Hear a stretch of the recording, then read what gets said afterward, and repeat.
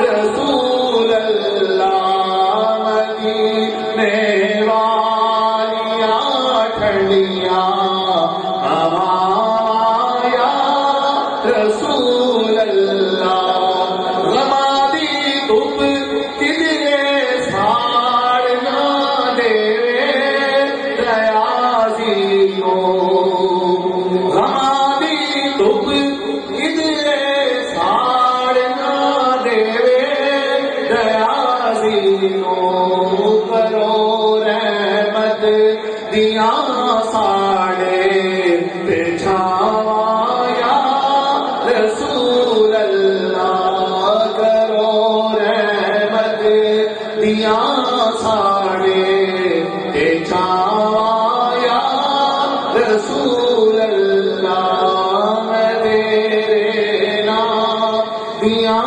دیواں صداواں یا رسول اللہ میں اوگھڑیا ردے کرنا عطاواں یا رسول اللہ. بلا تاخیر خطیب پاکستان قریش ذیشان حضرت علامہ پیر طریقت صاحبزادہ سید احمد فاروق شاہ صاحب آپ سے ملتمس ہوں کہ اپنے ملفوظہ اور حضور مجدد الفسانی رحمۃ اللہ تعالیٰ علیہ کے مکتوبات سے ہمارے دلوں کو مستفیض فرمائیں. تمام ساتھی مل کر محبت کے ساتھ نعرہ تکبیر و رسالت بلند کریں. نعرہ تکبیر، نعرہ رسالت، نعرہ رسالت، نعرہ رسالت، نعرہ تحقیق، نعرہ حیدری، شہدائے کربلا، شہدائے کربلا حضرت علامہ صاحبزادہ پیر سید احمد فاروق شاہ صاحب، مشائخ اہل سنت، مشائخ اہل سنت، علماء اہل سنت.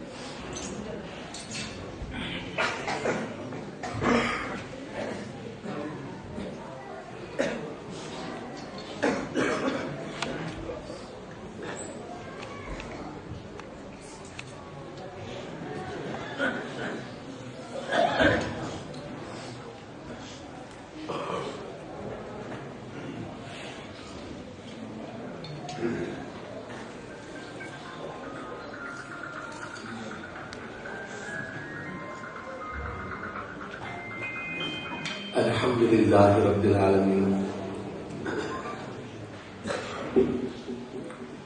الحمد للہ رب العالمین حمد الشاکرین افضل السلام واکمل السلام علی سید المرسلین قائد الغر المحجلین نبی الحرمین امام القبلتین وسیلتنا فی الدارین صاحب قاب قوسین محبوب رب المشرقین والمغربین جد الحسن والحسین المزین بكل زین المنزہ من كل عیب وشین نبی الانبیاء علی الرجاء امین الجود والعطاء ماہی الذنوب والخطاء الذی کان نبیا وآدم بین الطین والماء ونبینا وکریمنا واولنا ومعیننا وعیننا وعیاننا وغوثنا ومغیثنا وغیثنا وغیاثنا وملجأنا ومأوانا ووکیلنا وکفیلنا ومولانا محمد صلی اللہ علیہ وسلم عبدہ ورسولہ. اما بعد فاعوذ باللہ من الشیطان الرجیم بسم اللہ الرحمن الرحیم. قال اللہ تعالی فی کلام المجید والفرقان الحمید انک میت وَإِنَّهُمْ مَيِّتُونَ. صدق اللہ العظیم وصدق رسولہ النبی الکریم ونحن علی ذلک من الشاہدین والشاکرین والحمد للہ رب العالمین. ان اللہ وملائکتہ یصلون علی النبی یا ایھا الذین آمنوا صلوا علیہ وسلموا تسلیما. صلاۃ و سلام علیک یا سیدی یا رسول اللہ وعلی آلک و اصحابک یا سیدی یا حبیب اللہ. الصلاۃ والسلام علیک یا سیدی یا رسول اللہ وعلی آلک و اصحابک یا سیدی یا حبیب اللہ. حمد و صلاۃ کے بعد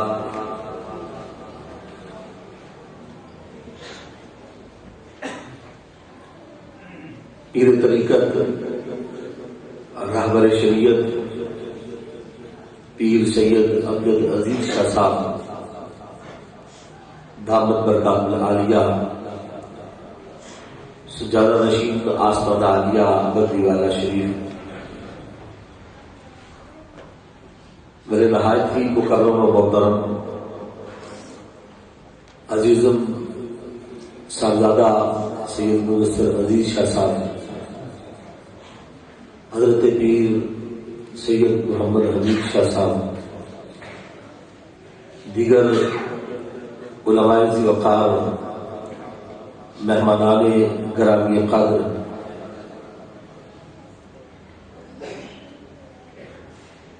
معزز و محترم حاضرین و سامعین کرام، دور و نزدیک سے اس قدس پاک کی محفل میں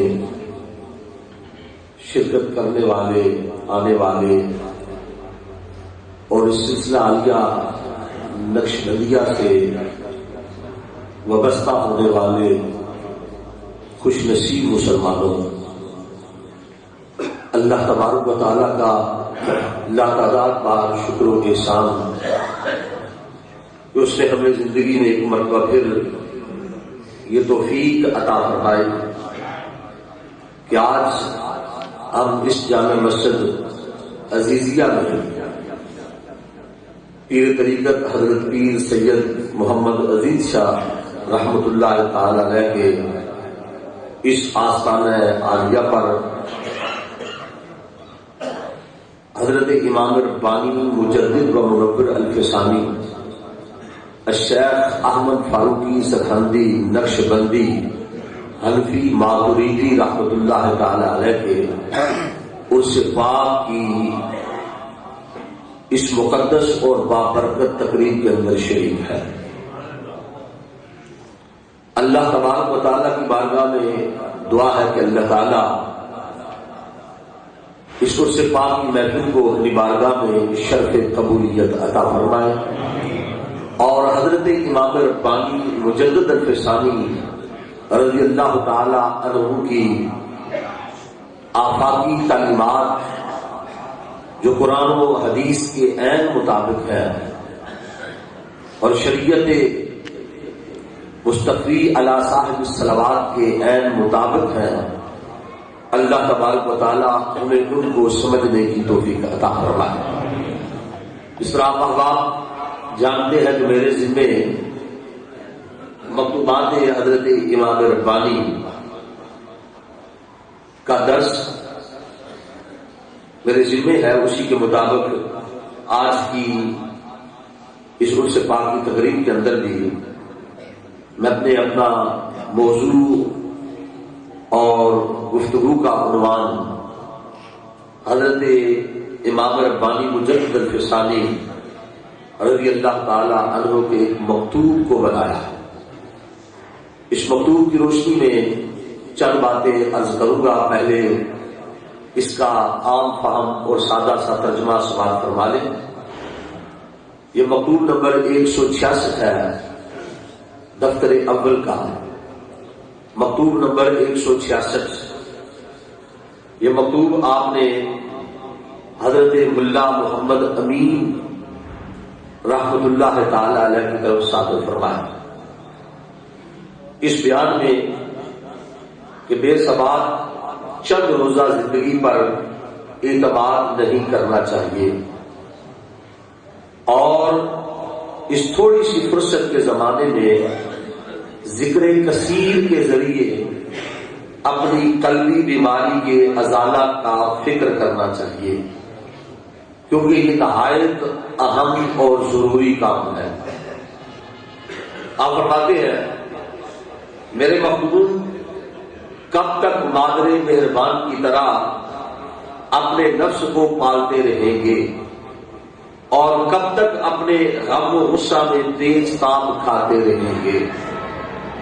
خود اپنے آپ کو اور سب دوسروں کو مردہ خیال کرنا اور جماعت چند یعنی چند بے حصو حرکت سمجھنا انک میت فانہم میتون وانہم میتون، بے شک آپ بھی موت کی آغوش میں جانے والے ہیں اور وہ لوگ بھی مرنے والے ہیں، نسیں قاطع ہیں۔ اس مختصر فرصت میں اپنے قلبی امراض کا ذکر کثیر کے ذریعے ازالہ کی فکر کرنا سب کاموں سے زیادہ اہم کام ہے، اور اس قلیل مہلت میں رب جلیل کی یاد سے علت معنوی یعنی باطنی امراض کا علاج کرنا بڑے اعظم مقاصد میں سے ہے۔ لیکن جو دل دنیا میں گرفتار ہے اس سے خیر کی کیا توقع ہو سکتی ہے؟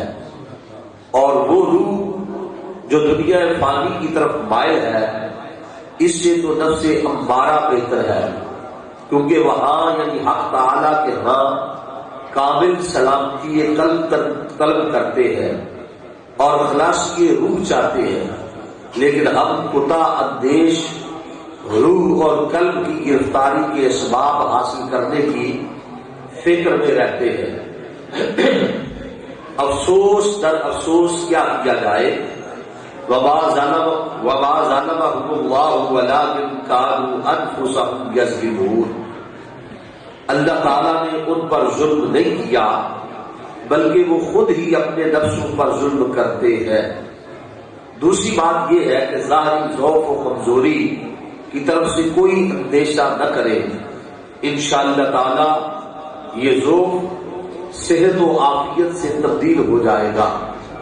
راغب کا دل اس طرف سے بالکل مطمئن ہے۔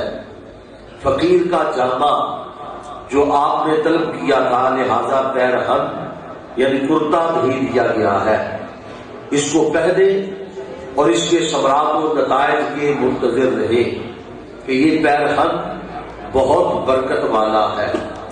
اس کو افسانہ تو ظاہر بھی کہے، ہے حقیقت مرد حق بھی کے لیے، اور سلام ہو اس پر جس نے ہدایت کی پیروی کی اور حضرت محمد مصطفیٰ صلی اللہ علیہ وسلم کی متابعت کو اپنے اوپر لازم جانا۔ حضرت ذی وقار یہ اس کا اردو ترجمہ مکتوبات حضرت امام ربانی کا میں نے آپ کے سامنے پڑھنے کا شرف حاصل کیا۔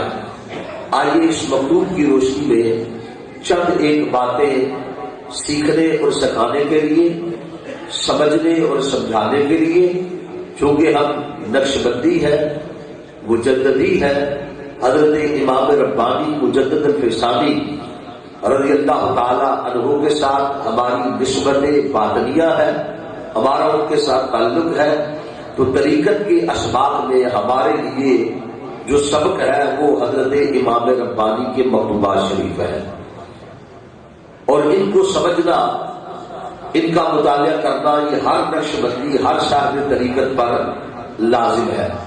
میں ایک مرتبہ پھر مبارکباد پیش کرتا ہوں پیر سید امجد عزیز شاہ صاحب کو کہ جنہوں نے اس عرص مجدد اعظم پر یہ طریقہ کار شروع فرمایا کہ سال کے بعد کم از کم آدھا گھنٹہ، پونا گھنٹہ، ایک گھنٹے کے لیے ہمارے پاس ایسا وقت ہو کہ عرص پاک کی تقریب میں آنے والے کم از کم حضرت امام ربانی کی تعلیمات سے آگاہ تو ہو سکے، اور ہمیں اس بات کا علم ہو کہ حضرت امام ربانی مجدد الفسانی رحمۃ اللہ تعالی علیہ کی تعلیمات کیا، آپ کے اسباق کیا۔ تو ان مکتوبات کے اندر آپ نے وہ جو اسباق آپ نے اپنے مریدین، اپنے خلفاء کی طرف جو خطوط لکھے اور ان کے اندر جو نے درس تصوف دیا، جو ان کی تربیت فرمائی، جو ان کو اشباق دیے وہ اس کے اندر بیان ہوتے ہیں اور اس سے ہمیں فائدہ ہوتا ہے. یہ مکتوب حضرت امام ربانی مجدد الفسانی رحمۃ اللہ تعالی علیہ نے حضرت خواجہ ملا محمد امین رحمۃ اللہ تعالی علیہ کی طرف صادر فرمایا ہے. ملا محمد امین لاہوری آپ اس نام سے پکارے جاتے ہیں.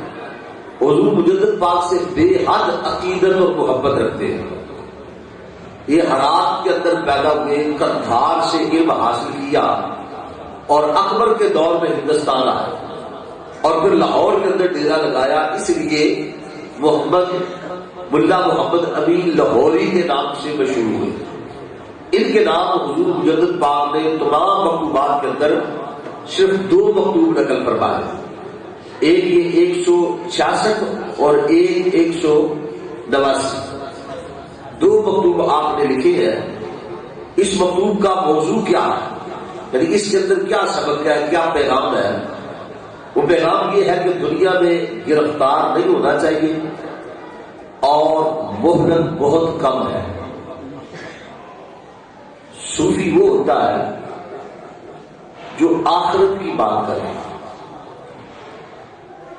جو دائمی فائدے کی بات کرے. یہ دنیا چند روزہ ہے. یہاں نہ کوئی ہمیشہ ٹھہرا ہے، نہ ہمیشہ کے لیے کوئی ٹھہرے گا. کل من علیہا فان، ہر چیز کے لیے فنا، ہر چیز فانی ہے. گئے سب اہل دنیا سے یہ کہہ کر یہ دنیا دل لگانے کے قابل نہیں ہے. آپ دیکھیں کہ کیسے کیسے عظیم لوگ ہم سے پہلے آئے، آج ان کی قبروں کے نام و نشان بھی مٹ گئے. کیسے کیسے کڑیل جوان، کیسے کیسے خوبصورت چہرے، کیسے کیسے تخت اور تاج والے، کیسے کیسے لشکر اور افواج والے، کیسے کیسے مال و دولت والے، طاقت اور قوت والے دنیا میں آئے، رخصت ہو گئی. آج ان کے نام و نشان مٹ گئے. آج انہیں کو جانتا نہیں ان کی قبریں کہاں ہیں.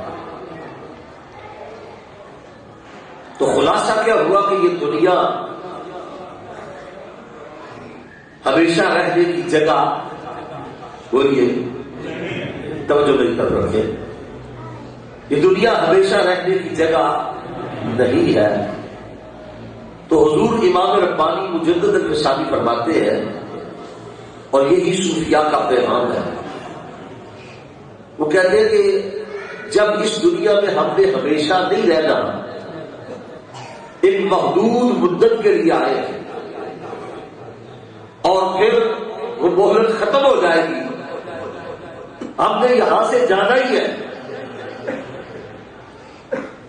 جو بھی اس کائنات کے اندر آیا وہ موت کے بے رحم ہاتھوں سے بچ نہیں سکتا. یہ اٹل حقیقت ہے. یہ ایک ایسی حقیقت ہے جس سے کوئی بھی صاحب عقل و شعور انسان انکار نہیں کر سکتا. یہ وہ حقیقت ہے جس کا مشاہدہ ہم روزانہ اپنی آنکھوں سے کرتے ہیں. یہاں کسی نے ہمیشہ نہیں رہا. جس نے اس دنیا میں آ کر ایک سانس بھی لے لیا وہ موت سے بچ نہیں سکتا. موت اس کے لیے لازم ہے، ضروری ہے. اب صوفیاء کا درس کیا ہے، پیغام کیا ہے کہ اے انسان، جب یہ چیز ہے ہی فانی، یہ ہمیشہ والی چیز نہیں، یہاں ہمیشہ نہیں رہنا چاہیے. نہ کوئی رہا ہے نہ کسی نے رہنا. تو صوفیاء کا پیغام یہ ہے، اہل تصوف، اہل طریقت، اہل نسبت اور یا اللہ، ان کا پیغام یہ ہے کہ جب ہم نے یہاں سے جانا ہی ہے تو کل جو جانا ہے، پکڑ کے جو کسی نے لے جانا ہے، کھینچ کے جو لے جانا ہے، تو کیوں نہ اس دنیا میں یوں رہو، ایسے بن جاؤ کہ اپنے آپ کو زندہ شمار نہ کرو بلکہ اپنے آپ کو مردہ سمجھو، مردہ خیال کرو.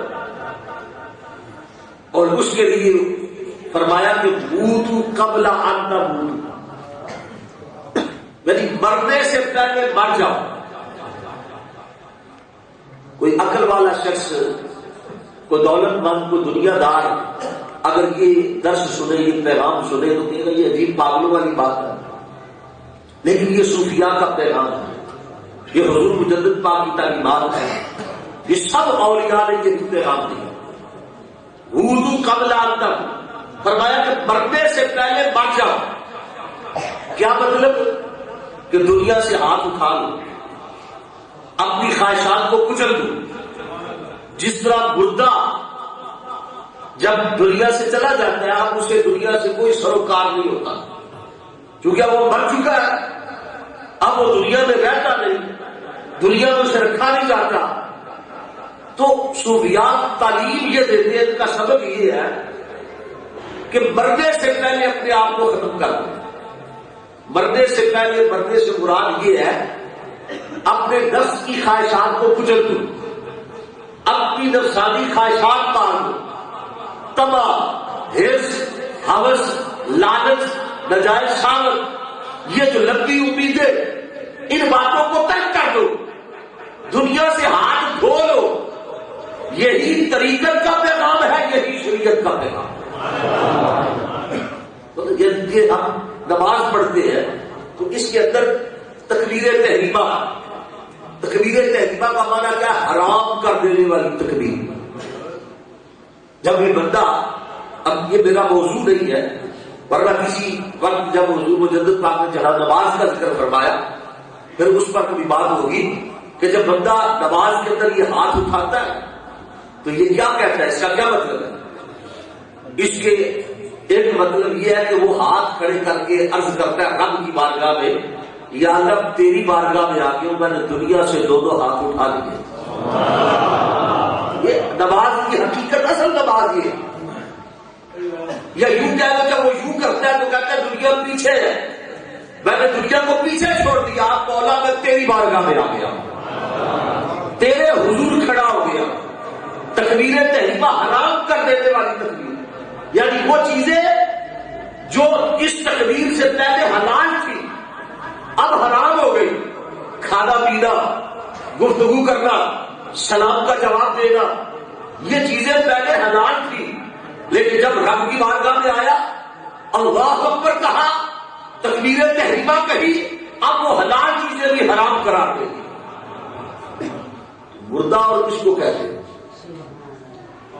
موت. اور کیا کہ حلال بھی چھوڑ دو، حرام تو پہلے چھوڑا، اپنی خواہشات کچل دو، اپنے نفس کی خواہشات کو ختم کر دو اور مر جاؤ.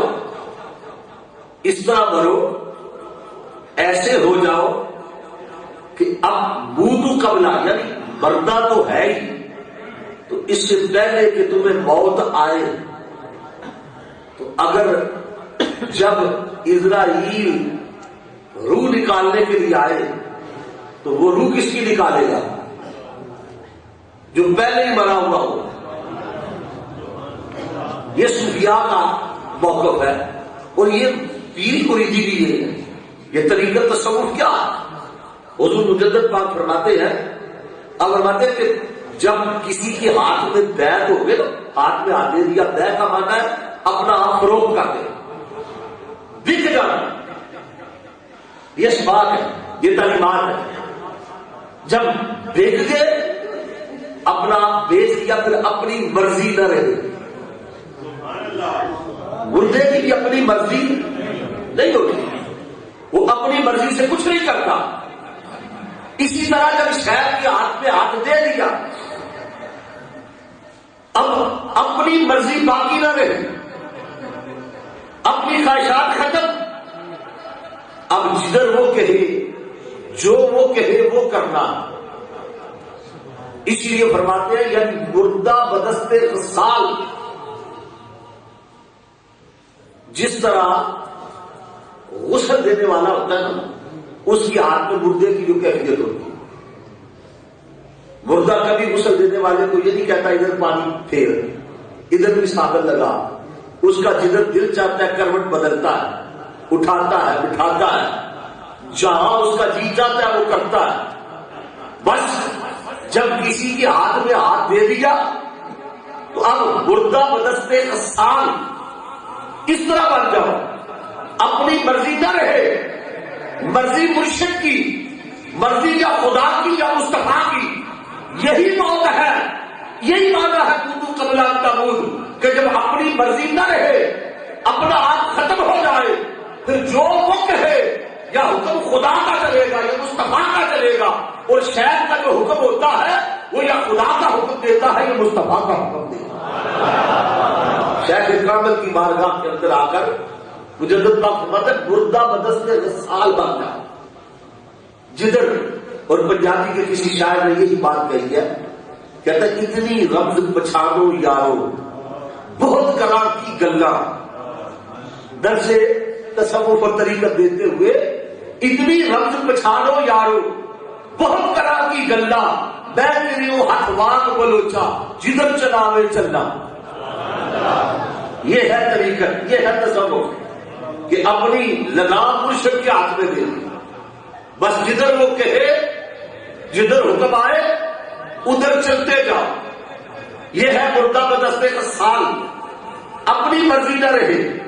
اور یہ بات یاد رکھنا، اگر کوئی مرید اپنی مرضی کرتا ہے، نہیں میری مرضی چلے گی، تو اس سے گناہ زیادہ سرزد ہوتے ہیں۔ گناہوں سے بچتا وہی ہے جس نے اپنی خواہشات کی پیروی نہ کی۔ اگر اپنی مرضی کرے گا نا تو اپنی مرضی کرنے والا وہ اپنی خواہشات کی پیروی کرے گا، اور تصوف اور طریقت کا سبب یہ ہے کہ تبھی موت آنے سے پہلے مر جائے۔ جس نے اپنی خواہشات کو مار دیا اس پر تبھی موت آئے تو وہ مرتا نہیں، کیوں کہ وہ پہلے ہی مر چکا، اب وہ مرتا نہیں، بلکہ کیا ہوتا ہے اب اس کی اصل زندگی شروع ہوتی ہے۔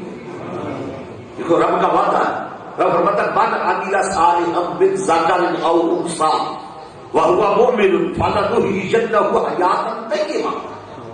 رب فرماتا ہے جس کسی نے نیک عمل کیا، خواہ مرد ہو یا عورت، زندگی کے اندر اعمال نیک کیے، اللہ اور اس کے رسول کے حکم کے مطابق چلا، شریعت مطہرہ کے مطابق چلا، سنت اور شریعت پہ عمل کیا، فرمایا من عمل صالحا من ذکر او انثى، وہ کوئی مرد ہو یا عورت ہو، عمل نیک کیے ہو، شرط یہ ہے کہ ہو مومن۔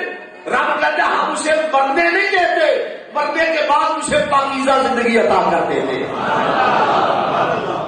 کیوں؟ کہ وہ تو پہلے ہی مر چکا ہے، وہ پہلے ہی مر چکا، تو جب مر چکا ہے تو اب موت کس پر آئے گی؟ کس پر موت آئے؟ موت آنی پر حق ہے، اس سے انکار نہیں۔ اور حضور مجدد پاک نے دلیل دی، فرماتے ہیں نص قطعی ہے، قرآن سے ثابت۔ رب نے فرمایا انک میت و انہم میتون، اے محمود بے شک آپ پر بھی موت آنی ہے اور ان پر بھی موت آنی ہے۔ تو صوفیاء یہ کہتے ہیں جب مرنا ہی ہے تو کیوں نہ پہلے ہی مر جائے، اپنی خواہشات کو ختم کر دیں، یہاں ہمیشہ تو رہنا نہیں، تو مرنے سے پہلے کیوں نہ مر جائے، تاکہ جب اسرائیل آئے۔ سنو آپ کے ذوق کی نظر پنجابی کا شعر کرتا ہوں جو اس بات کی زیادہ عکاسی کرے گا، کیونکہ شعر پہ آپ کو لطف بھی آتا ہے اور سمجھ بھی آ جاتی ہے۔ وہ کہا ہے کہ ملک الموت سردار حسین سردار نے بات کی، کہتا ملک الموت جدو کڈے جان میری روح مدینے میں گئی ہو بھائی پچھلے تو روح نکالنے کے لیے آنا ہے نا، ملک الموت کیوں آتا ہے، اسرائیل کیوں آتا ہے، روح نکالنے کے لیے.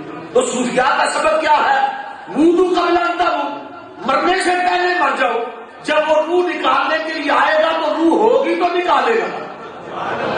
ملک الموت جدو کٹے جان میری روح مدینے میں گئی ہوئے، مزہ مرن دا سردار تاں دا لاش پیر دے بوئے تے پئی ہو گئے. جب شہر کی بارگاہ میں آ گئے، روح مدینے چلی گئی، اب یہ مردہ ہے، اب یہ لاش ہے، یہ موتو قبل ان تموت کا درس مل چکا ہے، سبق مل چکا ہے، اب ہے ہی کچھ نہیں، خواہشات ختم ہے، نفس کی خواہشات کچل دی گئی، اندر کی ساری خواہشات، ساری باطنی روحانی بیماریاں ختم ہے، نہ حرص ہے، نہ ہوس ہے، نہ لالچ ہے، نہ طمع ہے، نہ نجائز شہوت ہے، نہ غصہ ہے. یہ چیزیں تو شہر کی نگاہ میں ختم کرتی ہے، اب تو ہے ہی کچھ نہیں، اور جو ہے وہ مدینے والے سے لوڑ لگ چکی ہے. تو ملک الموت جب کٹے جان میری روح مدینے میں گئی ہوئے، مزہ مرن دا سردار تاں دا لاش پیر دے ہوئے دے.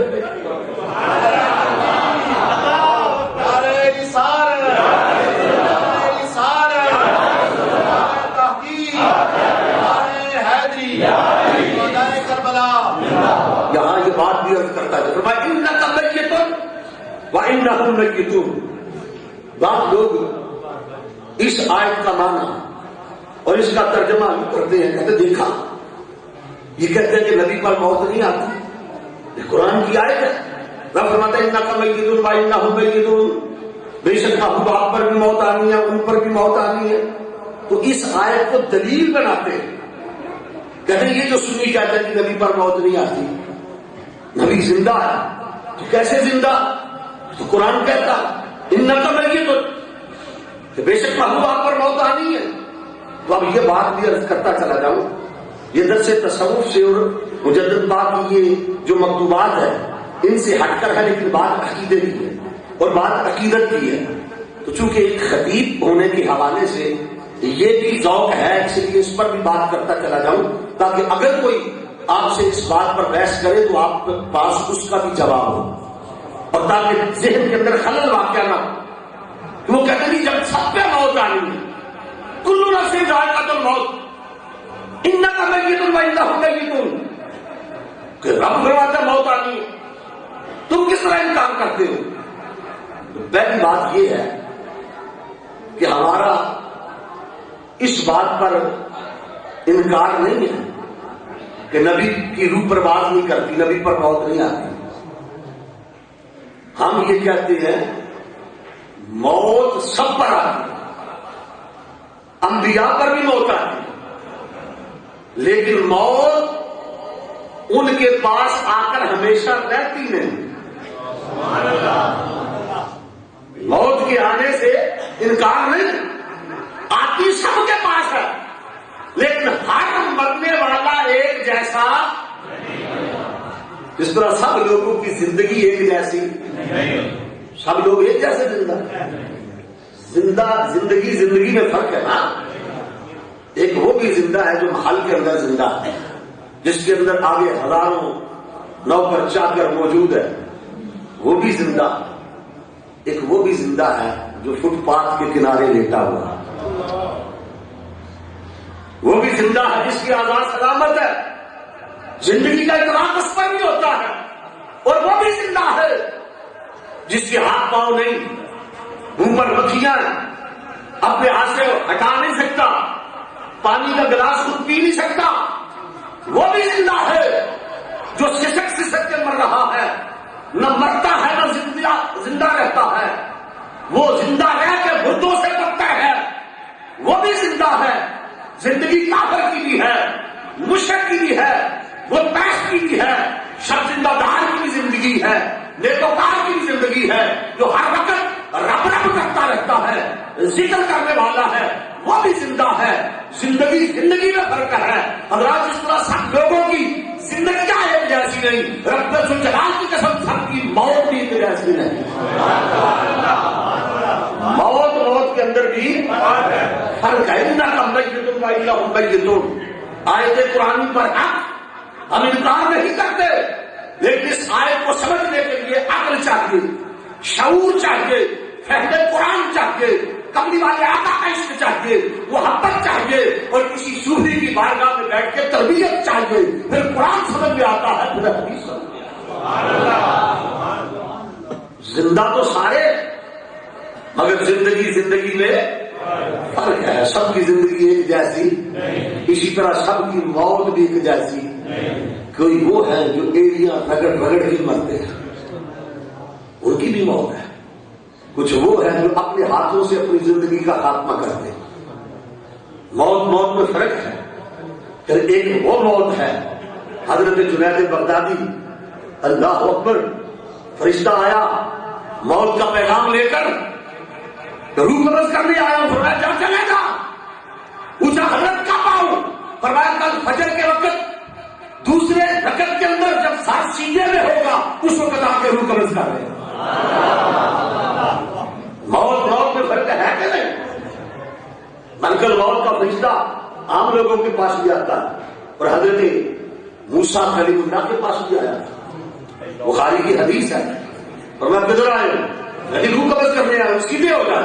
موسیٰ کلیم نے زوردار تھپڑ مارا، اس کی آنکھ کا ڈیلا باہر نکلا، بشی صورت میں آیا تھا، موسیٰ علیہ السلام کی بارگاہ میں تھپڑ مارا، اور تھپڑ بھی اللہ کے نبی کا، اور وہ بھی کلیم اللہ، جلال والا نبی، تھپڑ لگایا، آنکھ کا ڈیلا باہر نکل آیا، آنکھ کو تھیلی پر رکھا، رب کی بارگاہ میں گیا، یا اللہ یہ دیکھ، تو نے روح قبض کرنے کے لیے بھیجا، وہ تو مارتا بھی ہے، وہ تو میرے ساتھ بھی یہ طریقہ کیا، یہ دیکھ آنکھ نکال دی۔ اب طریقہ کیا، اب یہاں بندہ کیا کہ بھیجا ہو خدا نے، آپ کسی بندے کو کسی کے پاس بھیجے اور آپ کے بھیجے کے ساتھ یہ سلوک کرے، آپ کو جلا نہیں کرے گا، وہ سبھی آئے، بھیجا ہو خدا نے، اور موسیٰ کریم نے تھپڑ مار کے آنکھ نکال دی ہو، اور وہ شکایت لے کے گیا، یا اللہ یہ دیکھ تیرے بھیجے کے ساتھ اس نے کیا سلوک کیا، جس کے پاس تو نے بھیجا وہ تو مرنا ہی نہیں چاہتا، مولا یہ دیکھ کیا ہوا۔ رب کو چاہیے تھا نا، رب کہتا وہ کون ہوتا، میں خود دیکھتا ہوں اسے، میرے بیٹے کے ساتھ کریم نے یہ کیا، ابھی پوچھ لیتا ہوں، مگر نہ، یہ نبی کا رب کے ساتھ تعلق ہے، یہ خدا کی محبت ہے۔ رب نے کہا آنکھ تیری میں درست کر دیتا ہوں، اب دوبارہ جا۔ موسیٰ کریم سے کچھ نہیں کہا، دوبارہ جا کر کے موسیٰ بیل کی پشت پہ ہاتھ رکھ دے، جتنے بار تیزی کے نیچے آئیں گے اتنے برس عمر بڑھا دوں گا۔ مزہ نہیں آیا آپ کی سبحان اللہ ہے، آپ کی سبحان اللہ مزہ ٹھیک ہے، مزہ نہیں آیا۔ یہ دیکھو انبیاء کہ نبی کو کاری کچھ نہیں سکتا، نبی کی تو رب سنتا ہی نہیں، وہ تو مانتا ہی نہیں۔ وہ خدا کے بندو، یہ بخاری کا تو تم شور مچاتے ہو، یہ بخاری ہے، یہ بخاری امام بخاری نے لکھا ہے۔ موسیٰ کلیم اللہ جب رب کی بارگاہ میں گئے، رب نے کہا اب جب اسرائیل گئے تو فرمایا کہ اب اس طرح جا، اب ملک الموت آئے، میں کدھر آئے ہوں، ڈر رہا ہے کام، نبی کی بارگاہ کسی اور کے سامنے اس طرح اجازت لیتا، اس طرح آتا ہے؟ یہ پھر انبیاء کی عظمت اور فضیلت نہیں کہ سب پر کی موت آنی، ہر ایک نے مر جانا۔ وہ خدا کے بندو سمجھو بھی موت کیا ہے، کس طرح کی موت ہے۔ اب ہوگا کیا، کہا گیا ہاتھ رکھ دے، جتنے بال نیچے آ اتنے برس عمر بڑھ جائے۔ موسیٰ علیہ السلام نے فرمایا پھر اس کے بعد عرض کی حضور پھر اس کے بعد بھی موت ہے، آخر موت تو آنی ہے، جب فرمایا جب آنی ہے تو ابھی آنا ہے۔ یہ ہے جب مرنا ہی جو ٹھہرا، مرنا ہی ٹھہرا تو کیوں نہ پہلے ہی مر جائے۔ جب بات اسی پہ ختم ہو گیا پھر موت ہی آنی ہے تو کیوں نہ مرنے سے پہلے ہی مر جائے۔ حضور داتا گنج مسجد ہجویری رحمۃ اللہ تعالیٰ نے کسی فقیر کا بیان کیا، تو مجذوب فقیر تھا، تو اس نے قبرستان جا کے ڈیرا لگا لیا. ایک بادشاہ گزرا، اس نے پوچھا کہ لوگ بستیوں میں رہتے ہیں تو بستی کو آبادی کو چھوڑ کر یہاں قبرستان آ گئے ہو، یہاں کیوں ڈیرا لگایا؟ اس نے کہا بادشاہ سارے لوگ بستیاں چھوڑ کر یہیں آتے ہیں، تو میں نے سوچا جب آنا ہی یہاں ہے، اگر آنا ہی کر ہے تو میں پہلے ہی آ جاتا کہ 4 بندے اٹھا کے وہ لے کے جائیں گے. بھائی آنا تو پڑے گا، یہ پر حق ہے. جب وہ بلائے گا، اور یہ یاد رکھنا موت کی بات کرتے ہوئے یہ بات کہہ دوں کہ نہ اپنی مرضی سے آئے ہم لوگ، نہ اپنی مرضی سے گئے. اس نے بھیجا، ہم آ گئے. یہ بات سمجھنے والی ہے. اس نے بھیجا، ہم آ گئے. اپنی مرضی سے نہیں آیا، نہ میں اپنی مرضی سے آیا، نہ آپ. مرضی ہے ہی نہیں. میں تیرے حکوام کو لوچا، جدھر چلا بھی چلنا. مرضی تو ہے ہی نہیں. اگر اپنی مرضی سے آتے نا تو کم از کم روتے ہوئے تو نہ آتے نا. بچہ دنیا میں آتا ہے تو روتے ہوئے آتا ہے، وہ روتا کیوں ہے؟ پتا چلا اپنی مرضی سے نہیں آیا، بھیجا گیا ہے. وہ آنا نہیں چاہتا تھا، ادھر دل لگا ہوا تھا، آنا نہیں چاہتا تھا. اگر کم از کم مجھ سے کوئی پوچھتا تو میں تو کہتا کیا کرنا ہے جا کے، جب آنا ہی ہے تو جانا کس لیے؟ مگر اس نے بھیجا، ہم آگے. بچہ آتا ہے، ہر کوئی اس دنیا میں آتا ہے روتے ہوئے آتا ہے. جو آیا دنیا میں روتے ہوئے آیا. میں نے کہا یہ عجیب بات، جو آتا ہے روتے ہوئے آتا ہے، اور جو دنیا میں آیا روتے ہوئے آیا. اللہ اکبر. میں نے دیکھا کہ گھر والے، اللہ نے بیٹا دیا کسی کو، میں بڑا خوش ہوا. میں نے جا کے مبارکباد دی. انہوں نے کہا مبارک نہ دو رہے. میں نے کہا کیوں؟ کہا اللہ نے بیٹا تو دیا ہے مگر روتا نہیں. دائیا پریشان ہے، گھر والے پریشان ہے، بچہ تو مل گیا، روتا نہیں. میں نے کہا بھائی رونا ضروری ہے؟ کہنے لگے ہاں رونا بڑا ضروری ہے. میں نے کہا وہ کیوں؟ کہنے لگے جب تک روئے گا نہیں ہمیں سمجھ نہیں آئے گی کہ زندہ بھی ہے کہ نہیں. رونا حیات ہے، رونا زندگی ہے، رونا حیات ہے. اب گھر والے پریشان منہ بنا کے بیٹھے کہ ڈاکٹر کوشش کر رہے ہیں، وہ رو نہیں گا. میں نے کہا بھائی اس کا رونے سے کیا تعلق؟ جب آ گیا کہنے لگے آنے کی بات نہیں، رونے کی بات ہے. وہ روئے گا تو پتا چلے گا زندگی ہے. پھر میں نے دیکھا کہ گھر والے مسکرا رہے ہیں، باپ خوش ہے، ماں خوش ہے، ایک دوسرے کو مبارکبادیاں دے رہی ہیں، چچا خوش ہے. میں نے کہا کیا ہوا؟ کہنے لگے وہ رو رہا ہے، وہ رو رہا ہے. میں نے کہا وہ رو رہا ہے تم ہنس رہے ہو، یہ کیا معاملہ ہوا؟ کہنے لگے پتا چل گیا کہ زندہ ہے.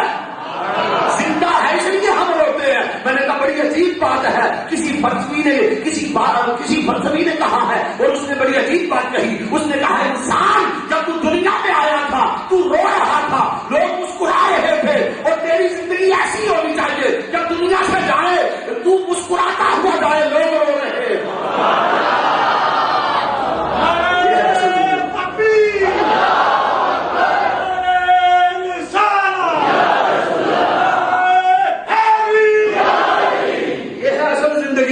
کہ جب دنیا سے جا تو مسکراتا ہوا آیا، روتا ہوا تھا، جاتا مسکراتا ہوا جا.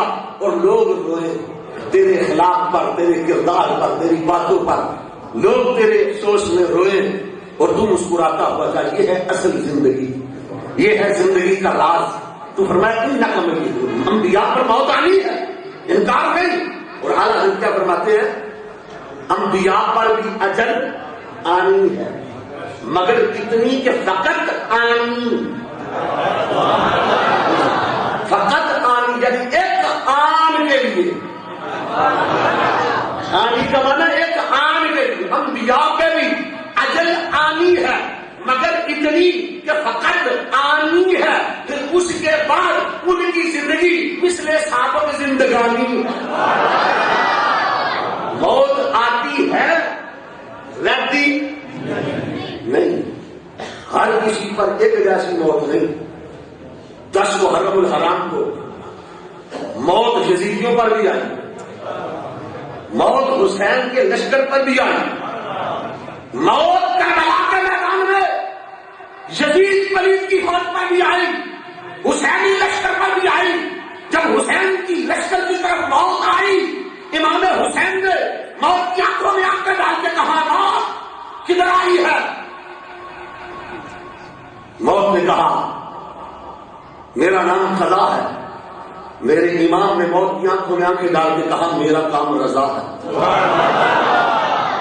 موت نے کہا میں تقدیر ہوں، امام نے کہا میں شبیر ہوں۔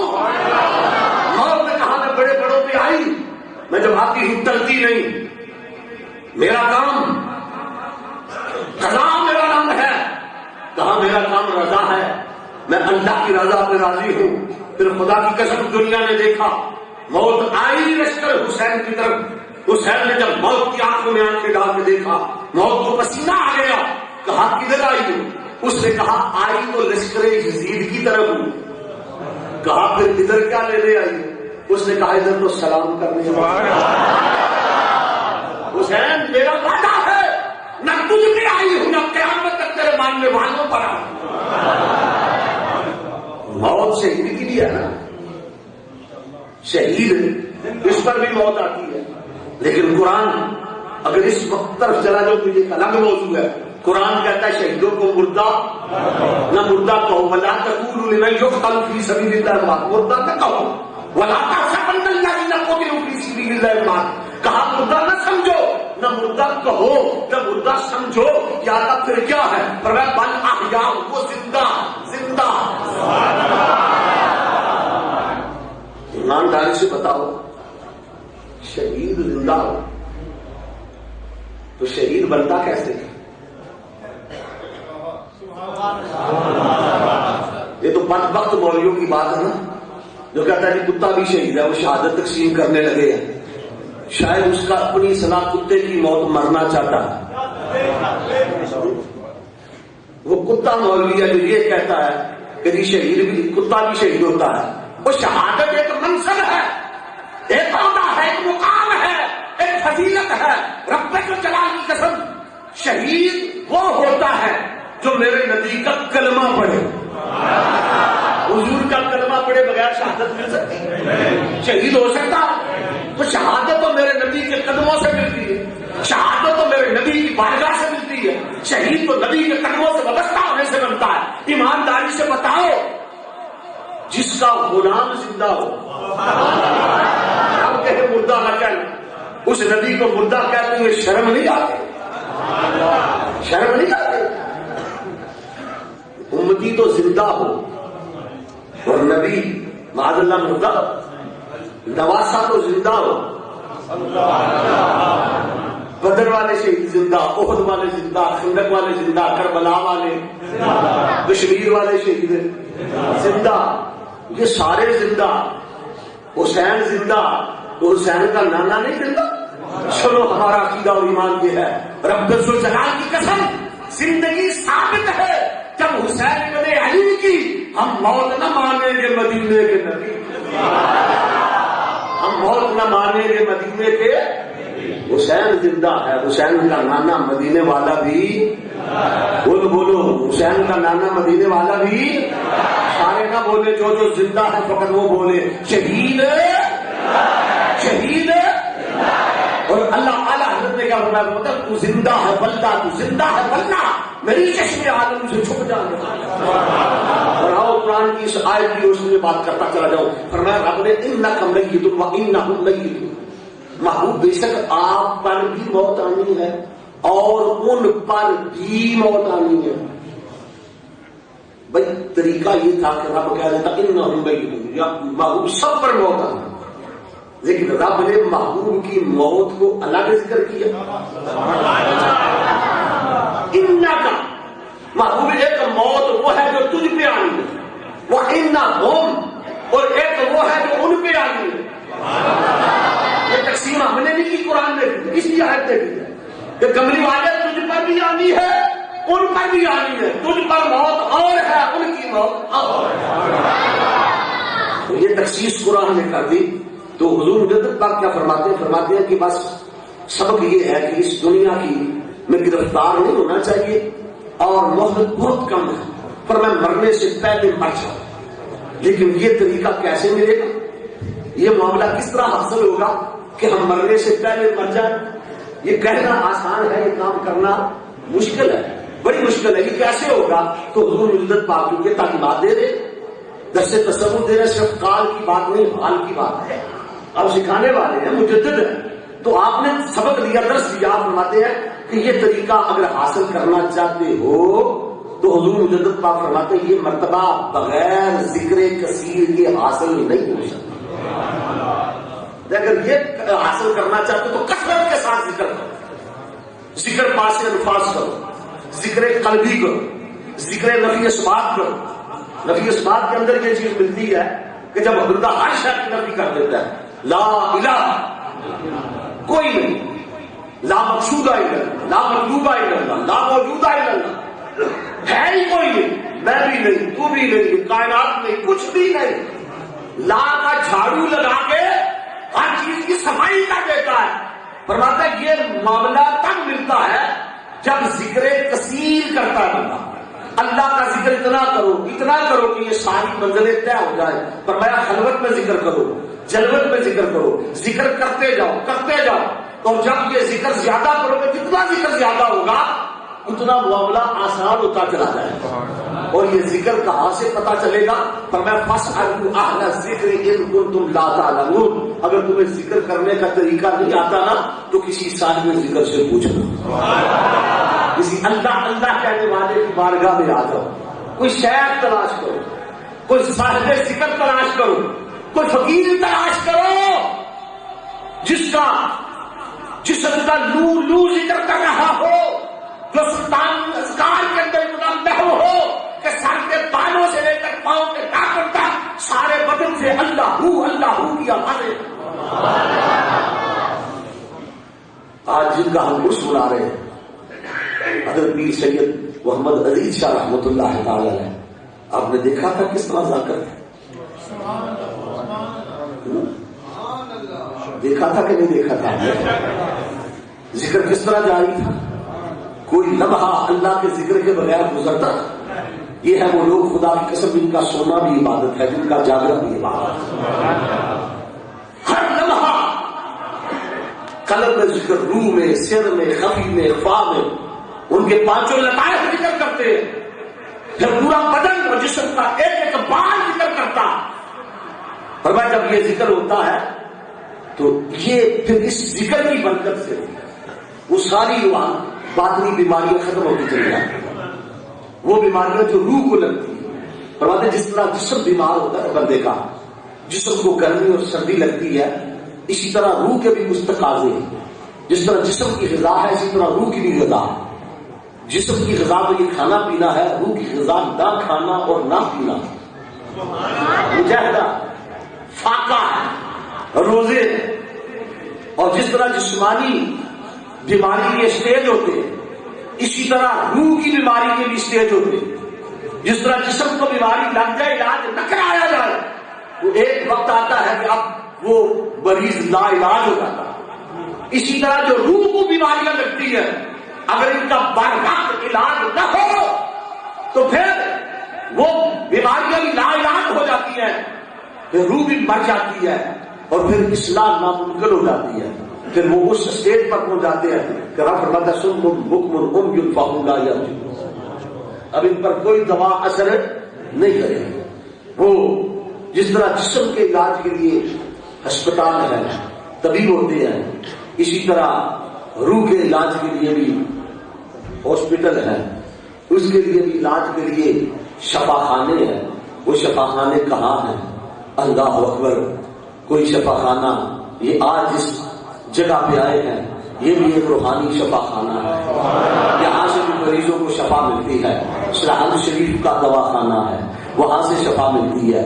بغداد شریف سے شفا ملتی ہے، اجمیر شریف سے شفا ملتی ہے، چورا شریف سے شفا ملتی ہے، نتھیال شریف سے شفا ملتی ہے، آلو بہار شریف سے، کہیں علی پور سیدہ شریف ہے، کہیں شرط پور شریف ہے، کہیں سیال شریف ہے۔ یہ شفا خانے ہیں اور ان سب کا مرکز اور بڑا جنکشن یہ مدینہ طیبہ کے اندر ہو، جہاں سے ساری دنیا شفا حاصل کرتی ہے۔ لیکن یہ علاج بنیادی طور پر ذکر سے ہوتا ہے۔ نقش بندی، قادری، چشتی، یہ جتنے مختلف طریقے ہیں نا، تو نقش بندی یا قادری ہم کسی سلسلے پر اعتراض نہیں کرتے اور کرنا بھی نہیں چاہتے۔ علاج کرنے والا اعتراض کرنے والا بدبخت ہوتا ہے، محروم رہتا ہے۔ خبردار کسی سلسلے پہ کبھی اعتراض نہ کرنا۔ سب کا اپنا اپنا طریقہ علاج ہے، سب کا اپنا اپنا طریقہ ہے۔ کوئی ایلوپیتھک طریقے سے علاج کرتا ہے، کوئی ہومیوپیتھک طریقے سے علاج کرتا ہے، کوئی حکمت سے علاج کرتا ہے۔ سمجھ رہی ہے کہ نہیں میری بات؟ یہ سب کا طریقہ کار ہے نا، علاج کے کئی طریقے ہیں۔ کوئی دعا سے علاج کر دیتا ہے، کوئی نکاح سے کر دیتا ہے، کوئی قریب بلا کے علاج کرتا ہے۔ یہ علاج کے طریقے ہیں۔ میرے کملی والے آقا نے اسی طرح کیا، حضور نے علاج کیا صحابہ کا۔ وہ سب بیمار تھے، بیمار مصطفیٰ تھے، میرے نبی کی بارگاہ میں آئے، اللہ کے محبوب نے علاج کیا۔ خدا کی قسم کسی کو نگاہ سے شفا دی، کسی کو دعا سے شفا دی، کسی کو قریب بلا کے شفا دی، کسی کو غار ثور کی خلوتوں میں لے جا کر شفا دی، کسی کو کندھے پہ اٹھا کے شفا دی، کسی کو سینے پہ لگا کے شفا دی۔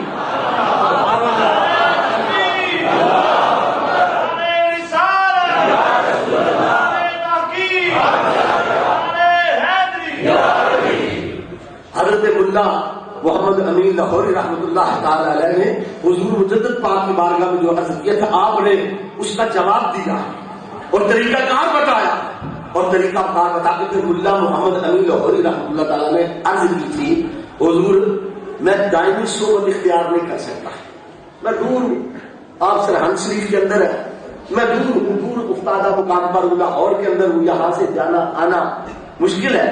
تو حضور ایک کرم نوازی فرما دیجیے کہ اپنا کرتا مبارک مجھے دے دیجیے، تاکہ آپ کو اس کرتے کی برکت سے میں دائمی صحبت سے فیضیاب ہو جاؤں۔ دیکھو صوفیاء کا یہ طریقہ کار ہے، یہ اللہ والوں کے کپڑوں میں بھی برکت ہوتی ہے۔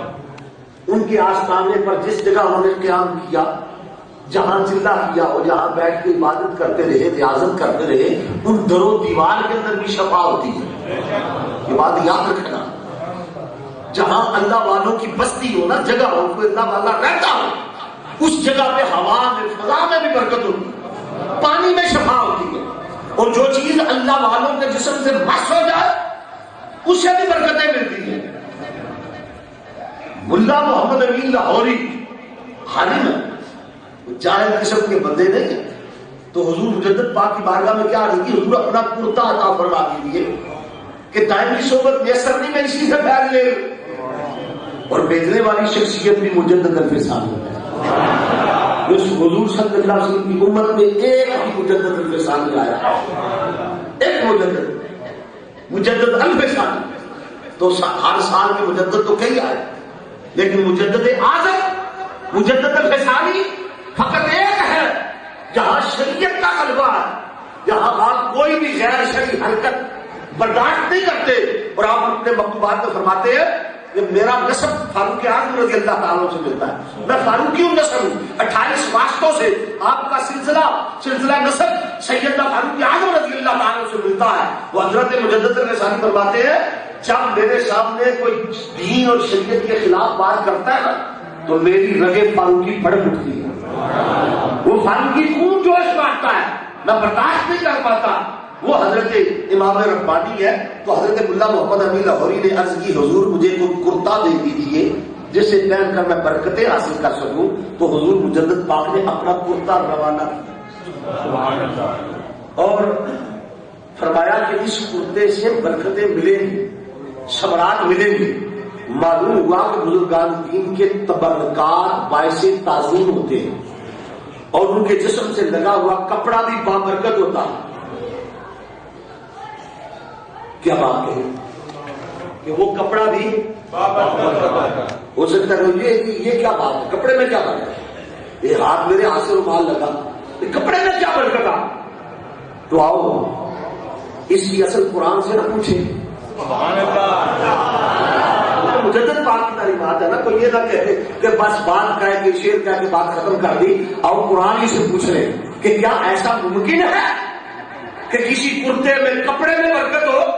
تو سنو، حضرت یوسف علیہ السلام جب آپ کو مصر کا جب آپ حاکم بن چکے اور جب بھائی آپ کے پاس پہنچے اور بتایا، پہچان لیا، پھر بتایا یوسف علیہ السلام کو کہ آپ کے والد حضرت یعقوب علیہ السلام آپ کے فراق میں رو رو کر آنکھوں سے نابینا ہو چکے ہیں. اتنا روئے ہیں کہ آنکھوں کی بینائی چلی گئی ہے، تو رو رو کر نابینا ہو گئے ہیں. تو حضرت یوسف علیہ السلام نے کیا کہا؟ اذهبوا بقمیصی ھذا فألقوه علی وجه ابی یأتی بصیرا. حضرت یوسف علیہ السلام نے فرمایا میرا یہ کرتا لے جاؤ اور اس طرح کرنا میرے باپ یعقوب کی آنکھوں پہ، چہرے پہ ڈال دیں.